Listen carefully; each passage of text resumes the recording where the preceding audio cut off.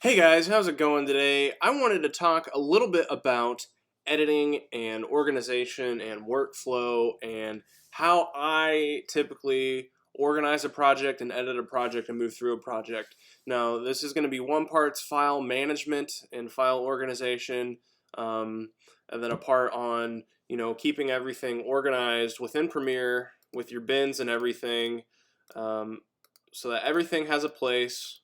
Everything is in its place, and when you need to find something, you can find it easily. Um, why is this important? Well, for one, let's say you work at a company or you're a freelancer who has a couple partners, and maybe you're sick one day and someone else needs to go into your project and or go into an old project and find a clip or something. Um, Having things organized in a way that makes sense and is logical and isn't just random is going to help those people find what they need to find quickly and efficiently, and they're not going to be wasting time. Number two, it's good for you if you need to go back to a project, um, to work on something. Maybe you haven't worked on a project in a couple of months, and Premiere has you know, changed, and you have like 15 copies of a project file because it's crashed, and you've made copies 100 times, and you don't know which one is the actual latest Premiere project. There's all sorts of things that can go wrong that can make it confusing, and this isn't going to be a fully comprehensive video, but I'm going to do what I can to kind of walk you guys through some things. So right off the bat, before you even get into your project, you're going to want to have a good file structure. So what I typically have, this is my personal system, but I have a projects folder on my hard drive, and the projects folder will have a folder for each project. Typically, I'll have the client, then the name of the project. Um, I would go even a step further on this to put project or the client, project title, and then a date, um, just so you have it even more organized. It's good to put the client because you can always organize things by name. If you just want to find all of the projects per client, you can do so. And you can get even more organized by putting the date on the end of things.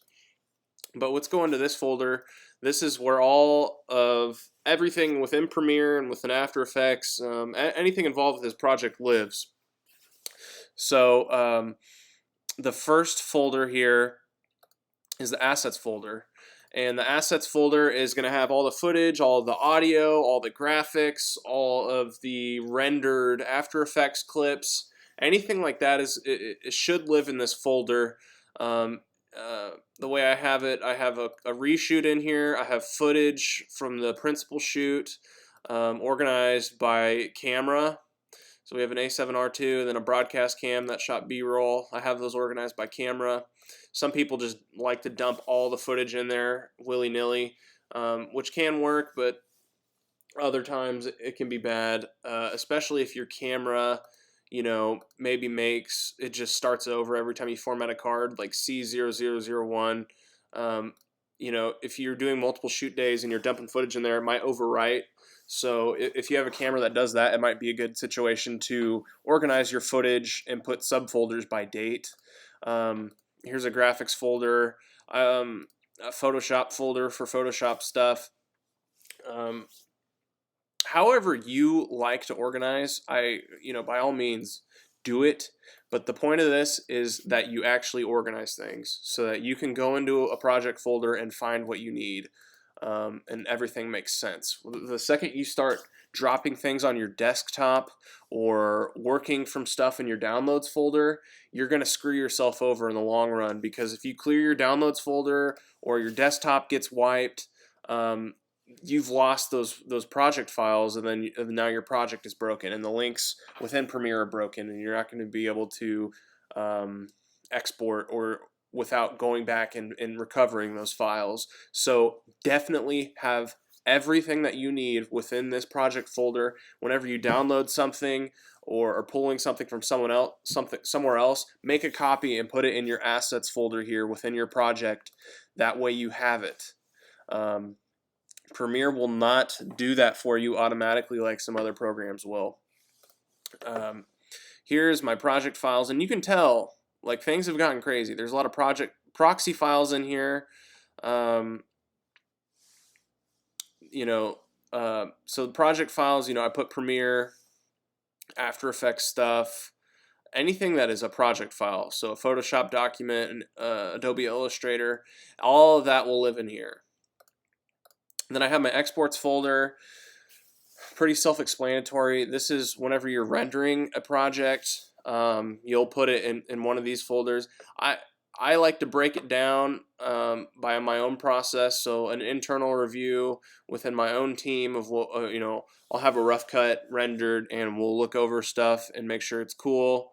I'll have a client review folder for when it's ready to show to the client, and then a final folder when the video is absolutely final, no exceptions. This is the actual final video. So if somebody has to go back, there's only one file in here, and it's final. And I don't know how many times in the past I've worked on projects and had, Friend Custom Furnishings, final, copy of, and then you end up with a bunch of, or maybe you start, your project crashes and you start working in an autosave file like this, and this might actually be your latest project, but you wouldn't know that otherwise. So it's extremely important that whatever is final is final. A good way to remedy that is to put the date on the end of the file name, so you know exactly for sure when this file is coming from. Same with your project. You can save it. You see up here, Carl Friend intro video 10/06/18. So I know this project file was last worked on 10/06/18. Final Premiere archive. Within Premiere, there is a way to archive your projects, which will save space in the long term if you really need to, and you can delete your assets later on once you're absolutely done with the project, and it will only save clips that are in the sequences that you want to preserve. So it'll render all these clips and cut out all the excess information. You can do that within the project manager. Again, sorry if I'm bouncing around. This isn't meant to be a comprehensive thing, but these are just some quick tips that I've learned. So within Project Manager, you can pick the sequence that you want to manage, and then you can either collect the files and copy to a new location, or you can consolidate and transcode the clips. And then there's options for exclude unused clips. You can put handles, which is like extra room on the sides of a clip that you've edited into a sequence, so you have a little bit of wiggle room if you wanted to put it into a different project, or a video reel or a sizzle reel or something. And these are all good things. Totally other different video for this, but this is a good tool for once you're finally done. I don't actually want to do that. So here's the folder structure. Once you've done all that, then you can go into Premiere. Once everything is organized, then you can finally go into Premiere and start your actually editing. So what you would do is you would take your assets folder and you would just drag it into your project, and it would create a bin, right? So then you have your master bin, your assets bin. Look at that. Everything's already organized and ready to go. And it's already separated out into folders. Perfect. Exactly what we want. Another thing I have within a Premiere project is a nests bin, just because the way I work is kind of fast. So a lot of times I'll nest something, and then there'll just be 100 different nests with insignificant names. So I just put it in the nest folder to keep it out of the way. I don't really need to know what the nest is, because I can go into my project and see, okay, here's a nested file. I can double click on it and it'll take me to the nest. So if you really wanted to get that crazy about it, you could label your nests even further, which I would recommend. even though I don't always do it. And your third folder within here is your sequences folder. And this is your most important folder. And this is when we start talking about workflow and actually editing a project. This is where it all happens. So you'll see everything is numbered: 01, 02, 03, 04, 05, 06, 07, 08, 09, 10, 11, 12, 13, 14. And this is actually ordered in order of my process. So as I continue to whittle down and refine a project, I will usually duplicate the sequence, rename it as the next step in the chain, and keep going. The reason I do that is if I make a bunch of changes to a sequence, I don't lose what I originally had there. Because, you know, a lot of times in a project, you're throwing stuff away, you're cutting stuff out that you've already worked on, and you will lose that work, you will lose that progress if you want to go back, if you don't duplicate your sequences and do something like this. So starting from the beginning, I will have a sequence for uncut interviews, and this is just the raw interviews, right? This shoot is an interview B-roll type situation where we're combining interviews with B-roll footage to make a final video. So this sequence is nothing more than that. It's just the full interview. Likewise, I have an uncut B-roll folder, or sequence, I should say. And that is nothing other than, you know, I just dumped all of the B-roll in here. So it all lives in this sequence. But back to the uncut interviews here, I will duplicate this sequence and I will begin cutting. And I will cut it up. I'll cut out all the questions. I'll mark certain things, like if it's a really good response, I'll mark it gold. I'll color the clip gold so that I know that it's good. If it's an okay response, I'll mark it green. If it's a bad response, I might mark it red. You know, red. How do I do that? You know, mark it red like that. And these are all keyboard shortcuts that I have set up. So like the way my keyboard is set up, 1 is bad, 2 is good, and 3 is really good. So those are just things that you will have to customize yourself if you want to be able to tag things that way. That's how I like to work. Makes things faster. So that's just another tip right there. But after I do my first cut down and I've watched all of the interviews, all of the content, I watch through to see what I have. I'll cut down, mark everything that I like, then I'll make another cut down. And you can see here, there's a lot more cuts on this one. And if I compare that to the first cut down, we can see I'm at 35 minutes. And then for the second cut down, I cut it down to 20 minutes. I even made a couple marks here. So important you can make marks with the M key, and it'll make a mark on the timeline, and you can label what is happening at that point. Another super useful tool for staying organized. If you were like, gee, I really want to go to this point where he talked about this, you can just mouse around and find it very quickly, right? And that's all in your interviews timeline. Okay, so back to what I was saying. I am jumping all over the place, and I'll have to apologize. Just trying to get you guys as much information as I can as quickly as possible. But so we're at 20 minutes, cut down again. And how much did I cut it down to?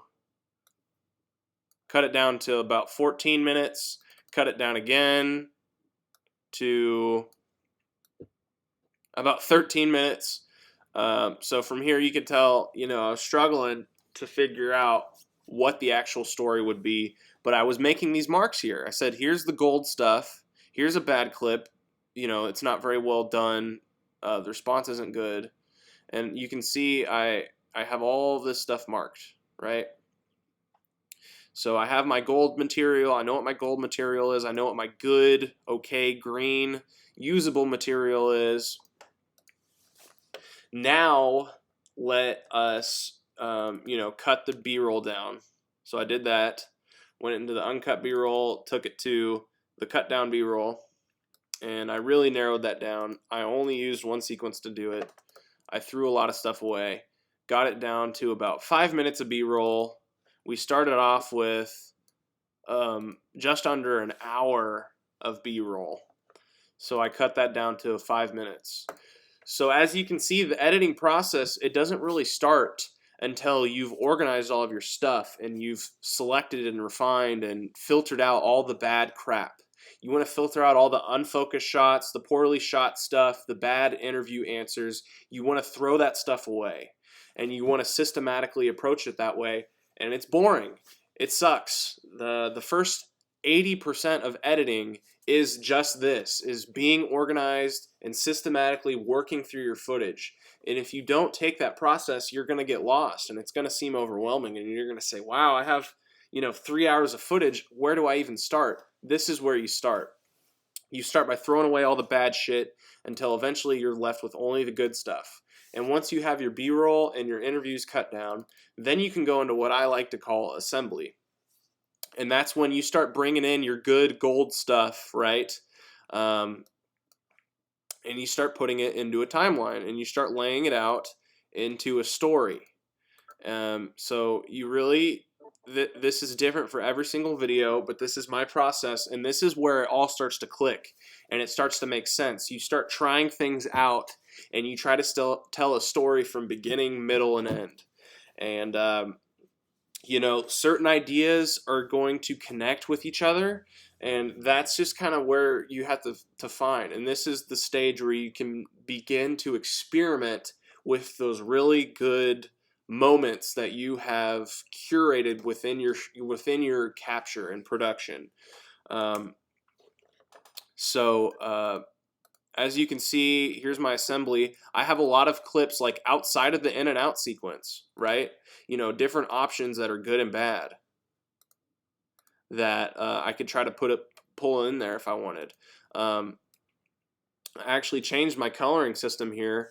I made all of my shots from the priest red and everything from this guy green, because by this point, everything within the sequence is good. Right?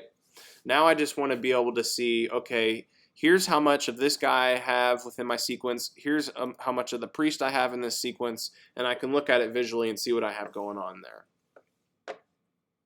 Now,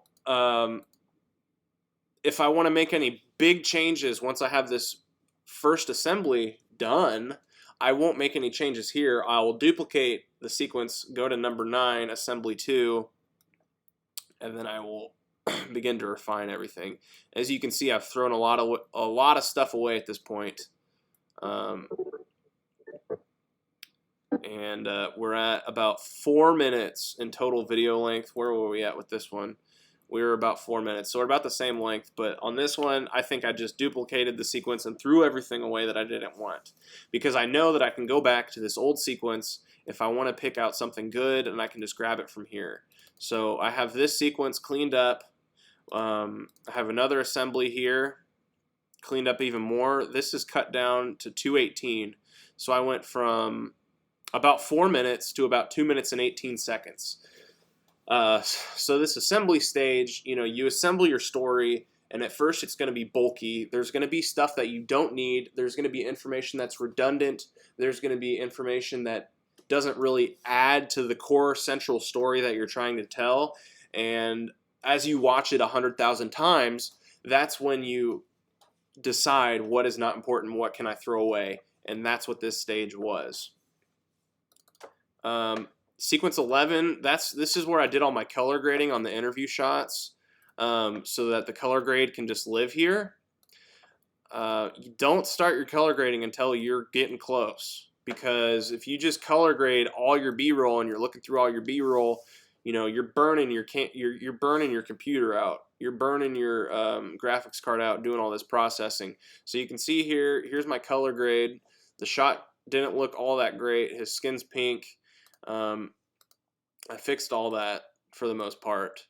And that's my color grade. So this is the color grade that will go on every single interview shot like this. Here's the B camera.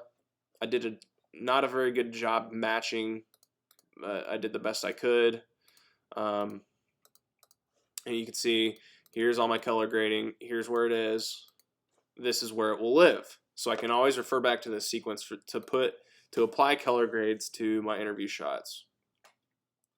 I have another sequence here for just some behind the scenes stuff that I grabbed along the way for a social post. I think this went on Instagram. That's why it's 9:16 vertical for the phone people. I made an outtake sequence for responses that I thought were really good, but I made a conscious decision to leave out. But these are outtakes, not necessarily like bloopers, but things that we could use to build another video for the client. So down the line, we could produce a video on spec possibly and show it to the client and say, hey, we have a totally different video for you at a different angle. Kind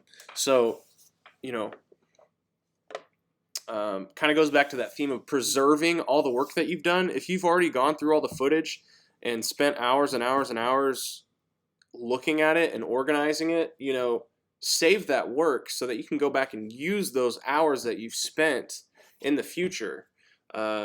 It's just going to save you time and save you headache, and it's going to make your life a lot easier when I can just go back to this project, look at my outtakes folder and say, okay, here's a good starting point for another video. Okay, finally we have our final output, right? And here is the final video.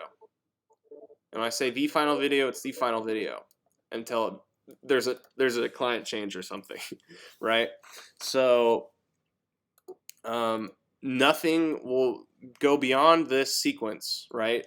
This is the end-all be-all sequence. So when I open up this project file a year from now, 5 years from now, or someone else opens it up, they know this is the final sequence. Because I do have a lot of sequences going on. And that's why it is the final number. Notice how everything is numbered here. And I don't say 1, I say 01, so that when we get to 10, 11, 12, 13, 14, it stays like that. So we can organize it by name, boom. Everything at the bottom. The final thing is at the bottom. We can start from the top systematically to see how I went through the footage. And that's pretty much it. So those are some key tips there to how to stay better organized, save yourself time, save everyone else headache, work better, work collaboratively. These are super important things that you just have to do. And it gets in the way of the creative process, but honestly, 80% of editing is throwing away all the bad shit. Then when you have that last 20% to do and you're putting the story together, man, it's so much easier. And you'll feel so much better about it. It won't feel like an overwhelming monster. Your bins will be organized so you know where everything is. Man, it just makes life so much better when things are organized. And this is my process. Your process might look different. Every project is different, obviously, so things will be organized differently. But this is I think a really great starting point for how to stay organized as an editor. So thanks for watching, guys. If you have any questions or tips or concerns or things that you might want to learn that I brought up in this video but didn't delve into or explain that well, let me know in the comments section, and I'll do my best to make a follow-up video. But anyways, thanks for watching, guys. I'll talk to you soon. Peace.